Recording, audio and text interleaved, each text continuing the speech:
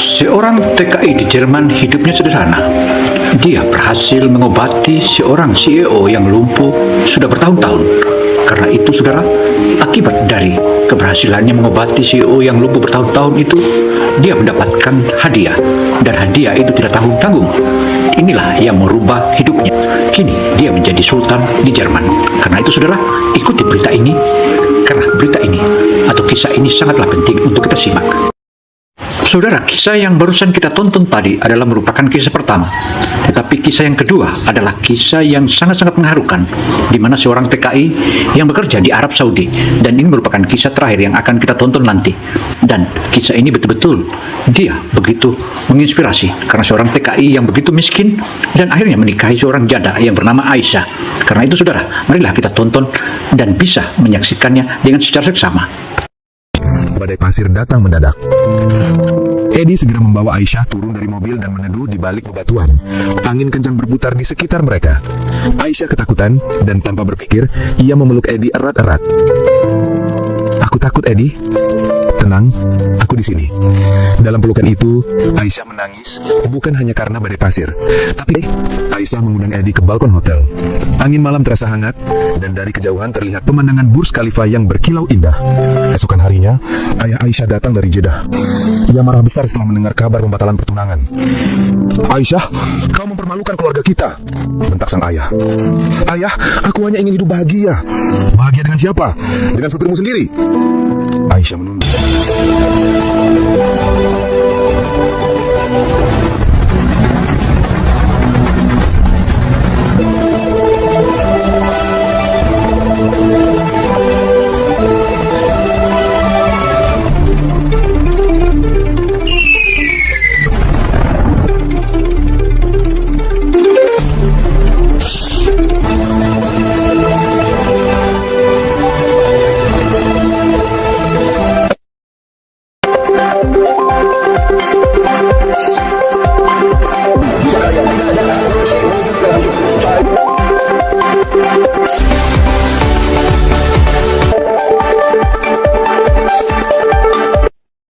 Jumpa lagi dengan Opini Gino Television Indonesia. Kali ini Opini Gino mengabarkan atau mengisahkan tentang seorang tenaga kerja Indonesia yang bekerja di Jerman.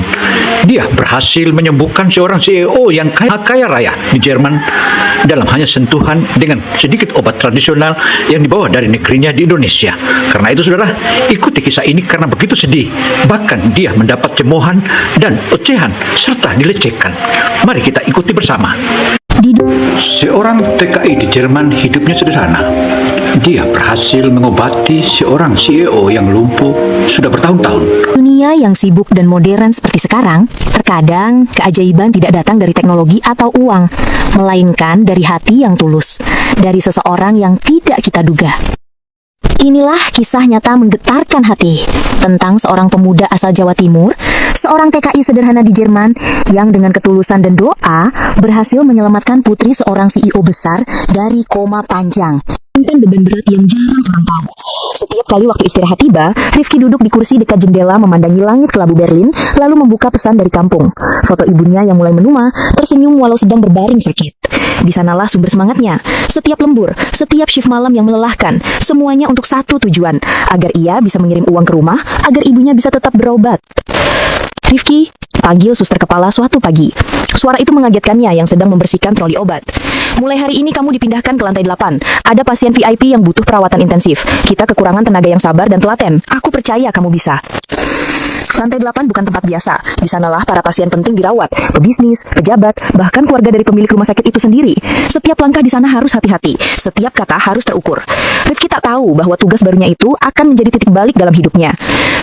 Saudara, kesabaran dan ketelatenan Rizky yang membuat dia mendapatkan berbagai macam hal positif di mana dia bekerja tanpa mengenal lelah, bahkan dia selalu lakukan overtime atau lembur, dan itu merupakan salah satu penghasilan tambahan guna mengirimkan uang kepada keluarganya di kampung. Karena itu, saudara, kisah ini makin menarik dan begitu menarik. Saat pertama kali masuk ke ruang 808, suasananya hening dan dingin. Mesin monitor berdetak pelan, memantau tanda-tanda kehidupan seseorang yang terbaring tak sadarkan diri. Itulah Monica Helga, putri tunggal dari keluarga Helga Group, konglomerat besar di Jerman yang bergerak di bidang teknologi medis. Wajah Monica pucat, rambut pirangnya. Di samping tempat tidur, ada ayahnya, seorang pria parubaya dengan jas mahal, duduk menatap putrinya tanpa berkata apa-apa. Tatapan matanya kosong, seolah semua harapan sudah lenyap. Rifki berdiri di ambang pintu, menunduk sopan. "Saya Rifki, perawat baru yang ditugaskan merawat Miss Helga," ucapnya pelan. Pria itu hanya menatap sebentar lalu mengangguk singkat. Tak ada kata sambutan, tak ada senyum, hanya kelelahan yang tersisa di matanya. Suatu malam, setelah shift malam lainnya datang terlambat, "Selamat malam, Miss Monica," bisiknya lembut, meski tahu wanita itu tak bisa mendengar. "Saya Rifki, perawat dari Indonesia. Saya tak tahu apakah Anda bisa dengar atau tidak, tapi saya akan rawat Anda dengan sepenuh hati. Karena di tempat saya berasal, kami diajarkan untuk menjaga nyawa orang lain, seolah nyawa itu milik keluarga sendiri." Ia lalu merapikan selimut Monica, memastikan infusnya tidak terlipat, dan menunduk sejenak untuk berdoa dalam hati. Sejak malam itu, ada sesuatu yang berbeda dalam cara Rifki merawat pasien itu. Ia tidak hanya bekerja dengan tangan, tapi juga dengan hati. Seorang gadis kaya yang kehilangan semangat hidup, dan bahwa pertemuan mereka berdua bukan kebetulan. Tuhan sedang menulis bab baru untuk keduanya. Satu dari desa kecil di Jawa Timur, dan satu dari keluarga besar di jantung Eropa. Kadang, dua dunia yang berbeda dipertemukan bukan karena takdir ingin bermain, tapi karena satu hati tulus dibutuhkan untuk menyembuhkan hati yang hampir mati. Saudara, Rizky dalam merawat sang gadis anak orang kaya di Jerman itu, ia tetap tabah dan penuh dengan perawatan yang ikhlas dan doa.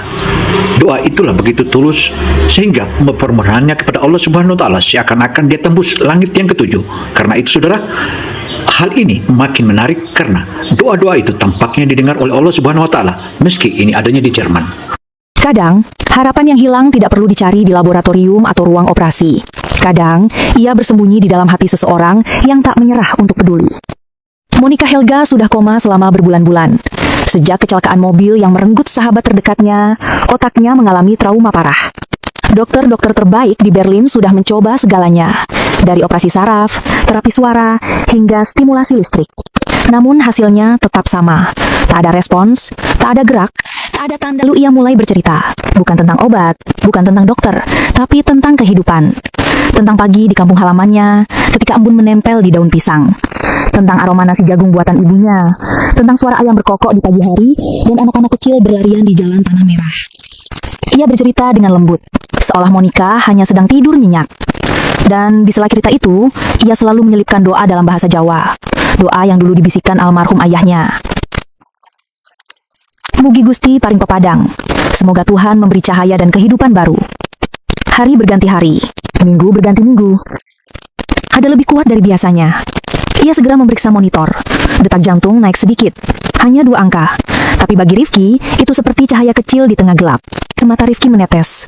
Ia tahu sesuatu sedang bergerak, entah di tubuh, entah di jiwa. Keesokan harinya, dokter jaga memeriksa dan terkejut. Ini luar biasa. Ada peningkatan stabil. Bagaimana bisa? Rifki hanya menunduk, tersenyum kecil. Mungkin karena dia tidak pernah benar-benar sendiri, dok. Sejak saat itu, Rifki semakin rajin datang.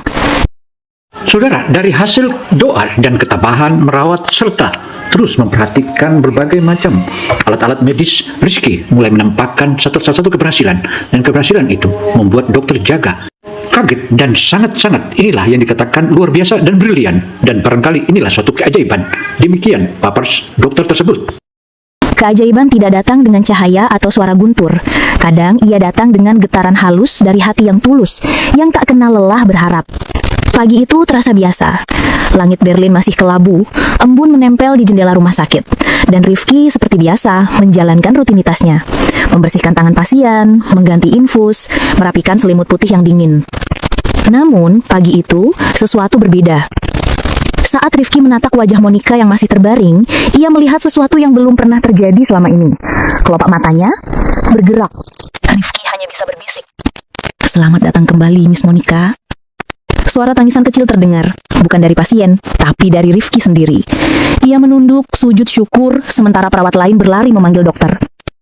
Beberapa jam kemudian, ruangan itu penuh dengan tim medis. Dokter senior datang tergesa, memeriksa monitor, pupil mata, dan reaksi saraf. Ada seorang pemuda Indonesia yang berbicara, mendoakan, dan menyentuh dengan hati yang tak menyerah. Hari demi hari, Monica mulai belajar bicara lagi. Awalnya hanya kata-kata pendek. Air, ibu, terima kasih. Dan setiap kali ia belajar, Rifki selalu ada di sana. Ia membantu Monica duduk, belajar menggenggam sendok, bahkan berjalan di koridor rumah sakit. Tak ada perintah dari atasan. Ia melakukannya karena ia merasa bagian dari perjuangan hidup gadis itu. Monica sering menatapnya lama, dengan mata biru yang kini hidup kembali. "Suaramu, aku mengenalnya," katanya dengan suara serak suatu sore. Monica menggeleng pelan. "Bukan mimpi, itu nyata. Kau yang memanggilku untuk kembali." Ucapan itu membuat Rifki terdiam. Ia tak tahu harus menjawab apa. Ia hanya tahu bahwa rasa haru yang menghangat di dadanya bukan lagi sekedar rasa syukur, tapi sesuatu yang lebih dalam, lebih manusiawi. Sejak saat itu, Monica menolak dirawat oleh perawat lain. "Aku hanya ingin Rifki," katanya tegas kepada dokter. Setiap terapi, setiap latihan berjalan, setiap kali ia kesakitan, hanya Rifki yang bisa menenangkannya. Senyumnya yang lembut, doa-doanya yang sederhana, dan cara tangannya menopang dengan sabar, semuanya menjadi alasan Monica berjuang lebih keras untuk sembuh. Hubungan mereka menjadi perhatian banyak orang. Sebagian menganggapnya aneh, seorang pasien kaya raya yang begitu bergantung pada perawat dari negeri jauh. Namun, bagi keduanya, tak ada batasan status atau bahasa. Yang mereka pahami hanyalah rasa terima kasih yang berubah menjadi keterikatan jiwa. Bagi Rifki, itu bukan tentang menyembuhkan tubuh, tapi membangunkan jiwa. Dan bagi Monica, suara lembut dari pria asing itu bukan sekedar doa, tapi panggilan untuk hidup kembali. Terkadang, luka tak hanya menyakitkan, tapi juga membuka jalan bagi hati untuk saling menemukan. Saudara, ketabahan Rizky dalam mengobati dan merawat pasien tersebut membuatnya hingga ke antara keduanya saling terikat, bukan hanya terikat biasa, tetapi muncul benih-benih cinta, di mana cinta itu menjadikan sebuah catatan dan menjadi keterikatan di antara keduanya. Karena itu, saudara, makin menarik kisah ini karena akhirnya pasien yang dirawat dari koma kini menjadi sehat dan sembuh. Sejak remaja. Dalam salah satu catatannya, yang tak sengaja terbaca Rifki saat membantunya membereskan meja, tertulis, "Dia tidak tahu, tapi setiap kali suaranya memanggil namaku, aku merasa seperti diselamatkan lagi dan lagi." Rifki membacanya diam-diam, lalu menutup buku itu dengan hati bergetar. Ia tahu, ada sesuatu yang tumbuh di antara mereka, sesuatu yang tak boleh ia biarkan tumbuh terlalu jauh. Tapi setiap kali Monica tersenyum, batas itu perlahan mengabur. "Kau perawat yang menyelamatkan anakku, ya?" Rifki hanya menunduk sopan. "Saya hanya melakukan kewajiban, Herr Helga." Pria itu menarik napas panjang. "Tidak, kau melakukan lebih dari itu." Dokter menyerah, tapi kau tetap bertahan. "Anakku hidup kembali bukan karena obat, tapi karena hati." Kata-kata itu membuat Rifki sulit menahan air matanya. Ia tak menyangka, seseorang sekuat dan sekaya itu bisa berbicara dengan begitu tulus. Ayah Monica menepuk bahunya, pelan. "Dunia ini butuh lebih banyak orang seperti kamu." Beberapa minggu kemudian, Monica sudah diizinkan pulang. Tapi sebelum itu, ia meminta satu hal. "Aku ingin ke taman di depan rumah sakit, bersama kamu." Hari itu, udara musim semi lembut menyapa wajah mereka. Monica duduk di kursi roda, Rifki mendorongnya pelan menyusuri jalan setapak yang dipenuhi bunga turip. Warna-warna cerah di sekeliling mereka seakan menggambarkan hati yang baru saja hidup kembali. Monica menatap ke langit. "Kau tahu, dulu aku takut mati. Tapi waktu itu koma, aku tidak melihat apa-apa, hanya gelap. Dan di tengah gelap itu, aku mendengar suaramu." Rifki menatapnya pelan. "Saya hanya berbicara supaya kau tidak merasa sendirian." Monica tersenyum, matanya berkaca-kaca. Malamnya, ketika Rifki hendak pamit, Monica memanggilnya. "Rifki?" Ia menoleh. "Kalau suatu hari aku bisa berdiri tanpa alat bantu, aku ingin berjalan ke arahmu, bukan sebagai pasien, tapi sebagai seseorang yang berhutang hidup." Rifki mensenyum, menatapnya lembut. "Kalau saat itu tiba, aku janji akan tetap di tempat ini, menunggumu." Monica tersenyum kecil, lalu menunduk. Untuk pertama kalinya sejak kecelakaan, hatinya berdebar bukan karena rasa sakit, tapi karena rasa yang tak bisa dijelaskan. Rifki terdiam, menatap bingung. Pria itu melanjutkan. "Kami ingin menawarkan beasiswa penuh. Kau bisa melanjutkan pendidikan keperawatan lanjutan di Berlin. Semua biaya akan kami tanggung." Rifki terpaku. Ia bahkan sempat menatap ke sekeliling, memastikan ia tidak salah dengar. Monica menatapnya lembut, matanya berkilat menahan emosi. "Kau bukan hanya menyelamatkanku dari kematian, tapi juga mengajarkanku arti hidup. Aku tak akan pernah bisa membalasnya." Rifki menunduk, mencoba mencari kata-kata. Tapi suaranya tercekat. "Herr Helga, Nona Monica, saya tidak tahu harus berkata apa. Saya hanya melakukan apa yang seharusnya saya lakukan." Monica tersenyum dan mendekat. Kadang yang seharusnya dilakukan itulah yang tak semua orang mau lakukan. Dunia ini penuh orang pintar, tapi jarang yang benar-benar punya hati seperti kamu. Dari pemuda sederhana asal Jawa Timur, menjadi simbol ketulusan di negeri orang. Rifki datang bukan untuk mencari keberuntungan, tapi untuk menunaikan tanggung jawab. Dan justru di sanalah, takdir memberinya balasan yang tak ternilai. Sebuah kepercayaan, penghargaan, dan hati yang penuh makna. Kadang Tuhan menyembunyikan hadiah terbesar di balik perbuatan kecil. Dan mereka yang memberi dengan tulus selalu menerima lebih dari yang pernah mereka bayangkan. Hanya ingin menolong, seperti yang diajarkan ibunya sejak kecil. Tapi justru karena ketulusan itulah hidupnya berubah. Dan orang lain pun ikut terselamatkan. Kisah ini bukan sekadar tentang seorang TKI di negeri orang, melainkan tentang nilai kemanusiaan yang universal.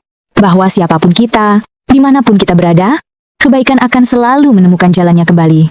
Kadang, imbalan terbesar bukan uang, bukan jabatan, tapi rasa dihargai sebagai manusia. Jangan pernah lelah berbuat baik. Kisah ini diangkat dari peristiwa nyata. Semoga menginspirasi. Terima kasih sudah menonton kisah inspiratif ini.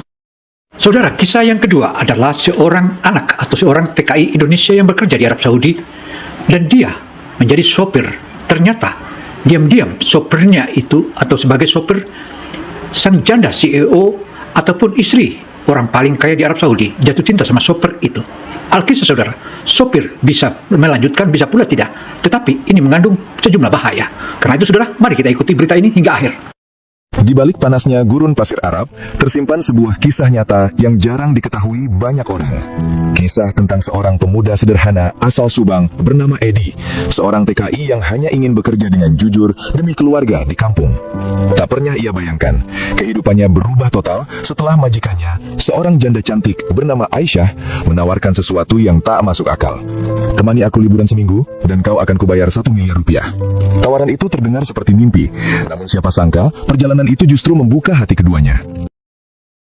Saudara, kisah TKI yang menjadi sopir dan akhirnya dicintai oleh janda sang konglomerat ini membuatnya menjadi kesengsem. Bahkan lebih kagetnya lagi, dia ditawarkan untuk diberi hadiah 1 miliar jika dia menemaninya untuk berlibur di salah satu tempat di Dubai.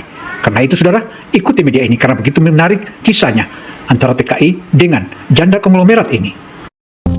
Suara azan subuh menggema dari kejauhan. Udara riat pagi itu terasa dingin, bercampur aroma pasir gurun yang khas. Di sebuah rumah megah milik keluarga kaya Arab, seorang pria muda bernama Edi sedang sibuk memanaskan mobil mewah berwarna hitam.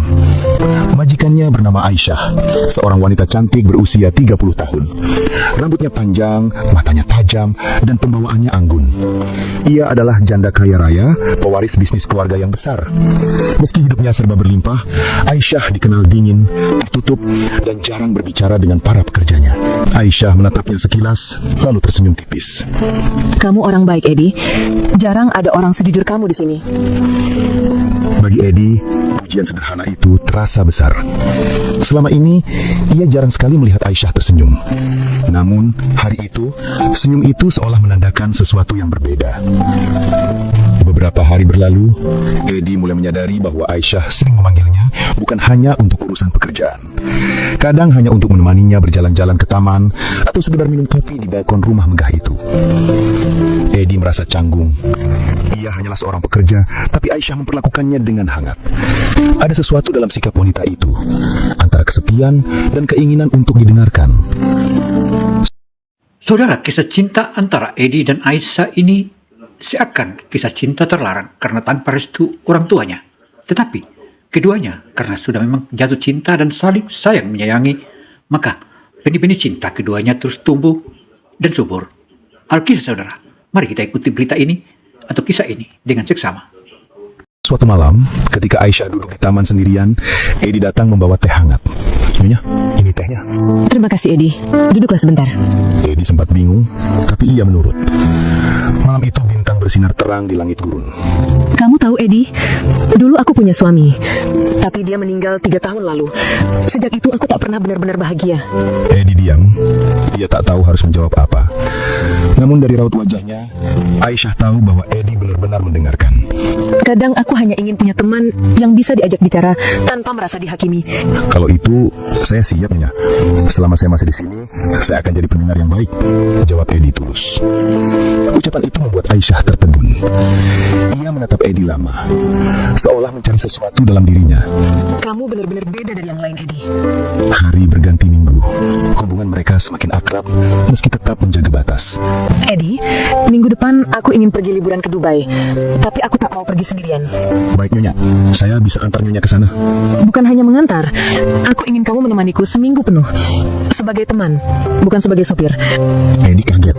Menemani Nyonya. Iya, aku butuh seseorang yang bisa membuatku merasa hidup lagi. Saudara, benih cinta antara Eddie dan Aisyah makin kokoh. Bahkan mereka saat ini sudah mulai saling membuat janji untuk melakukan sesuatu perjalanan yang meyakinkan, dan keduanya akhirnya sepakat. Kesepakatan itulah adalah merupakan rahasia mereka berdua. Karena itu saudara, ikuti terus karena makin menarik. Aku akan membayar kamu 1 miliar rupiah untuk seminggu itu. Eddie terdiam. 1 miliar. Itu jumlah yang bahkan tak pernah ia bayangkan seumur hidupnya. Tapi, Nyonya, saya ini cuma orang biasa. Apa pantas saya menemani Nyonya yang Jangan bilang begitu. Aku tidak peduli statusmu. Aku hanya ingin kebahagiaan. Dan entah kenapa, aku merasa tenang kalau kamu ada di dekatku. Hari keberangkatan pun tiba. Bandara Internasional Riyadh tampak sibuk dengan lalu lalang orang. Eddie berdiri di sisi bagasi dengan wajah canggung. Ia mengenakan kemeja putih bersih, celana panjang hitam, dan sepatu yang baru dibelinya semalam. Mereka naik ke pesawat kelas bisnis. Selama perjalanan, Aisyah banyak bercerita tentang masa kecilnya di Jeddah, tentang ayahnya yang keras, dan tentang suaminya yang meninggal karena kecelakaan mobil. Eddie hanya mendengarkan dengan seksama, sesekali menatap mata Aisyah yang mulai berkaca-kaca.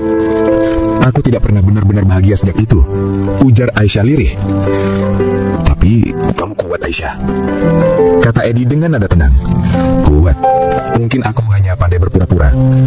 Aisyah tersenyum pahit. Tapi di balik senyum itu, Eddie melihat sisi lain dari wanita yang selama ini dianggap sempurna. Sisi rapuh yang jarang diperlihatkan pada siapapun. Namun saat sore tiba, badai pasir datang mendadak. Eddie segera membawa Aisyah turun dari mobil dan meneduh di balik bebatuan. Angin kencang berputar di sekitar mereka. Aisyah ketakutan dan tanpa berpikir, ia memeluk Eddie erat-erat. Aku takut, Eddie. Tenang, aku di sini. Dalam pelukan itu, Aisyah menangis, bukan hanya karena badai pasir, tapi karena badai perasaan yang selama ini ia pendam. Ketika badai reda, mereka duduk berdua menatap matahari yang mulai tenggelam di balik gurun. Langit berubah oranye keemasan. Aisyah, hah? Terima kasih sudah mempercayai saya untuk menemani kamu. Harusnya aku yang berterima kasih, Eddie, karena kamu sudah membuatku merasakan hidup lagi. Malam terakhir di Dubai, Aisyah mengundang Eddie ke balkon hotel. Angin malam terasa hangat, dan dari kejauhan terlihat pemandangan Burj Khalifa yang berkilau indah. Eddie, kata Aisyah pelan, besok kita kembali ke Riyadh. Iya, waktu cepat sekali berlalu. Aku ingin kamu tahu satu hal. Uang 1 miliar yang kujanjikan itu tetap akan kamu terima. Tapi bukan karena aku membayar kebersamaan kita, melainkan sebagai tanda terima kasih. Eddie menatapnya dengan mata berkaca. Saya tidak menginginkan uang itu, Aisyah. Saya sudah mendapat lebih dari cukup. Percayaan dan kebaikan hati dari kamu. Aisyah tersenyum lembut. Kamu sungguh berbeda, Eddie. Dan mungkin itulah alasan aku takut kehilangan kamu.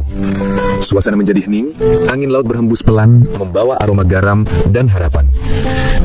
Setiba di Riyadh, kehidupan kembali seperti semula. Tapi suasananya berubah. Aisyah kembali menjadi wanita berwibawa dan dingin di hadapan orang lain. Namun setiap kali Eddie mengantarkan, tatapannya selalu lembut, penuh makna. Hari demi hari berlalu. Mereka berdua berusaha menahan jarak.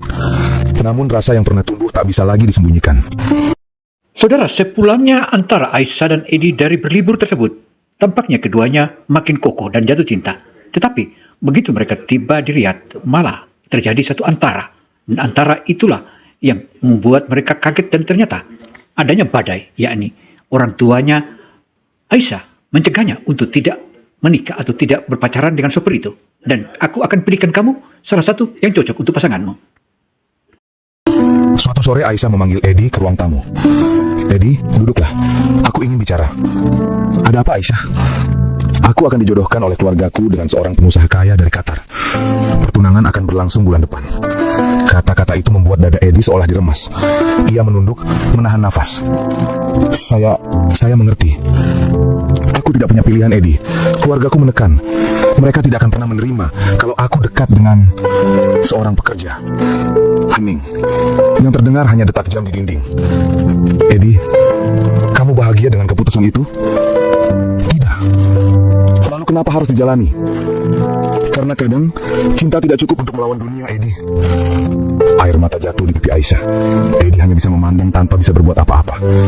Ia ingin memeluknya, tapi ia tahu batasnya. Kalau begitu, saya hanya bisa mendoakan yang terbaik buat Aisyah. Saya tidak akan pernah melupakan hari-hari itu. Dan aku juga tak akan pernah melupakan kamu. Beberapa hari kemudian, Aisyah jarang keluar kamar.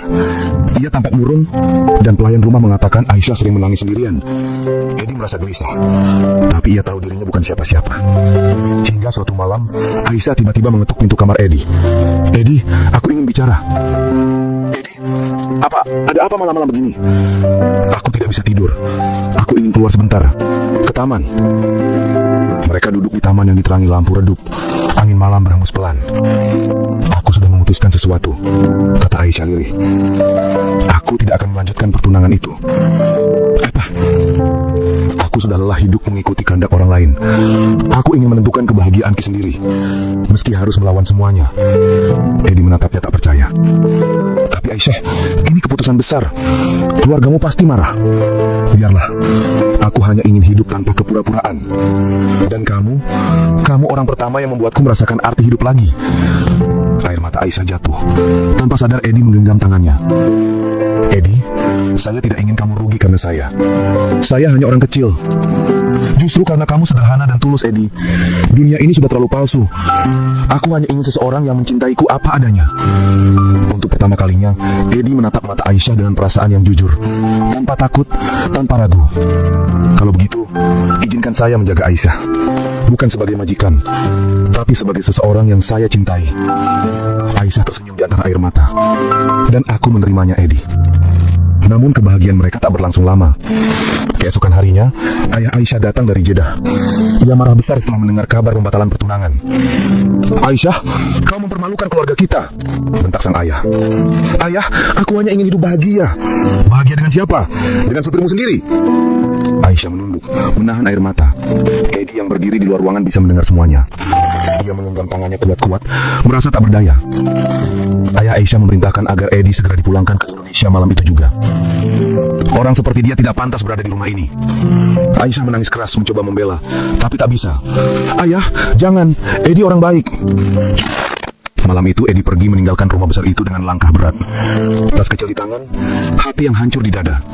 Di langit riak yang gelap, ia berbisik dalam doa. Ya Allah, kalau memang cinta ini tulus, tolong jaga dia, walau bukan aku yang di sisinya. Waktu berjalan. 2 bulan berlalu. Edi sudah kembali ke Indonesia, bekerja sebagai supir di Subang. Namun hatinya masih tertinggal di Arab. Tiap malam ia menatap langit dan berharap Aisyah masih memikirkan dirinya. Hingga suatu sore, ketika ia sedang mencuci mobil, seseorang datang membawa surat beramplop emas.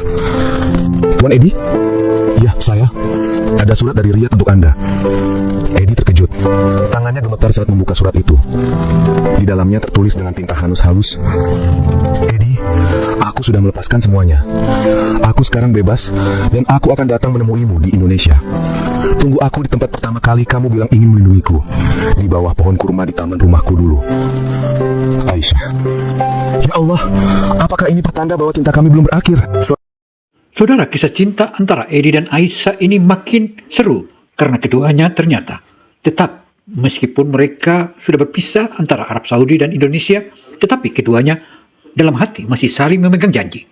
Janji itulah yang akhirnya Aisyah nekat datang ke Indonesia, dan kedatangannya itulah yang membuat bahagia, dan akhirnya mereka menikah di Indonesia. Karena itu saudara, tonton terus karena ini makin seru. Sore itu, langit Subang berwarna jingga keemasan. Angin lembut berhembus membawa aroma tanah basah setelah hujan. Di sebuah jalan kecil menuju sawah, tampak seorang pria muda berdiri di tepi jalan. Edi kini dengan wajah lebih tenang, meski masih menyimpan rindu yang dalam. Sudah hampir setahun sejak ia terakhir melihat Aisyah. Setiap hari ia bekerja keras, mengantar mobil, menabung, dan menunggu. Suatu sore ketika matahari hampir tenggelam, sebuah mobil mewah berwarna putih berhenti di depan rumah sederhana milik Eddie. Dari dalam mobil keluar sosok wanita berkerudung memakai gaun krem elegan. Langkahnya lembut namun pasti. Eddie yang sedang mencuci motor spontan menoleh. Tubuhnya kaku, matanya membesar. "Ah, Aisyah." Wanita itu tersenyum, air matanya langsung menetes. "Iya Eddie, ini aku." Suara itu, senyum itu, tak salah lagi. Itu Aisyah, wanita yang dulu menjadi majikannya, lalu menjadi bagian dari hatinya. Eddie berdiri terpaku beberapa detik, lalu berjalan mendekat perlahan, seolah tak percaya kalau semua ini nyata. "Kamu benar-benar datang?" "Aku berjanji kan?" jawab Aisyah lembut. "Aku bilang akan menemuimu, dan aku menepatinya." Eddie hanya bisa menatapnya, matanya basah menahan haru. "Aku pikir kamu sudah melupakanku, Aisyah." "Tidak mungkin aku melupakan orang yang mengajarkanku arti cinta sejati." Mereka berdiri berhadapan di bawah langit senja, di antara suara jangkrik dan aroma sawah yang menenangkan. "Tempat ini sederhana, tapi hangat. Aku suka," katanya. "Aku minta maaf, Aisyah. Aku tidak punya apa-apa yang bisa kubanggakan. Kamu punya ketulusan, dan itu lebih berharga dari segalanya." Mereka duduk berdua di ruang tamu kecil. Aisyah kemudian menceritakan semuanya, bahwa ia benar-benar menolak perjodohan, melawan kehendak ayahnya, bahkan meninggalkan rumah besar dan bisnis keluarganya. "Aku memilih pergi. Aku butuh kebebasan dan aku ingin menemukan kembali kebahagiaan yang hilang bersamamu, Eddie." Eddie terdiam lama, lalu berkata dengan suara bergetar, "Tapi bagaimana dengan keluargamu?" "Awalnya mereka marah, tapi kemudian mereka tahu bahwa aku tak bisa dipaksa. Sekarang aku hidup dengan caraku sendiri, dan aku memilihmu." Eddie menunduk, menahan emosi. Air matanya jatuh begitu saja. "Aisyah, kamu rela meninggalkan semuanya demi aku yang hanya orang biasa. Cinta yang sejati bukan soal siapa yang lebih tinggi, tapi siapa yang mau saling bertahan." Kalimat itu membuat hati Eddie seolah meledak dengan rasa haru. Ia menatap Aisyah lama, lalu berkata, "Kalau begitu, izinkan aku membahagiakanmu dengan caraku, bukan dengan harta, tapi dengan ketulusan." Aisyah tersenyum sambil menggenggam tangan Eddie. "Itu saja sudah cukup bagiku." Beberapa minggu kemudian, Aisyah memutuskan untuk tinggal di Indonesia. Ia membeli sebidang tanah kecil di pinggiran Subang dan membuka usaha kecil bersama Eddie, kafe sederhana bertema Timur Tengah yang menjual kopi Arab dan roti khas Dubai. Warga sekitar awalnya heran bagaimana seorang wanita cantik keturunan Arab bisa tinggal di kampung dan membuka usaha bersama mantan TKI. Tapi lambat laun mereka justru dikagumi banyak orang karena kesederhanaan dan kebaikan hati keduanya. Setiap pagi, Eddie menyiapkan kopi, sementara Aisyah melayani pelanggan dengan senyum hangat. Mereka bekerja sama, saling membantu, tanpa rasa malu atau jarak. Suatu hari, di tengah kesibukan, Aisyah menghampiri Eddie yang sedang merapikan meja. "Eddie," katanya pelan, "ada apa?" "Aku ingin kita menikah." Eddie terdiam, matanya membesar. "Kamu serius?" "Sangat serius. Aku tidak butuh pesta mewah, tidak butuh cincin mahal. Aku hanya ingin menjadi istrimu dan hidup bersamamu apa adanya." Eddie menatapnya lama, menahan air mata. "Aku pikir kamu tidak bisa memberikan hidup yang layak. Layak itu bukan soal uang, tapi hati yang saling mencintai." Mendengar itu, Eddie langsung menunduk dan menangis. Ia bersyukur begitu dalam kepada Tuhan atas takdir yang luar biasa ini. Beberapa bulan kemudian, pernikahan sederhana digelar di sebuah masjid kecil di Subang. Hanya dihadiri oleh keluarga Eddie, beberapa warga kampung, dan 2 sahabat lama Aisyah yang datang dari Jeddah. Aisyah tampil anggun dengan gaun putih sederhana. Eddie mengenakan baju koko putih dan sarung batik khas Sunda. Ketika ijab kabul diucapkan, suasana menjadi haru. Aisyah meneteskan air mata bahagia dan Eddie menggenggam tangannya erat. "Akhirnya kita dipersatukan, bukan karena uang, bukan karena status, tapi karena cinta yang tulus," bisik Aisyah. "Dan semoga cinta ini diridhai Allah," jawab Eddie.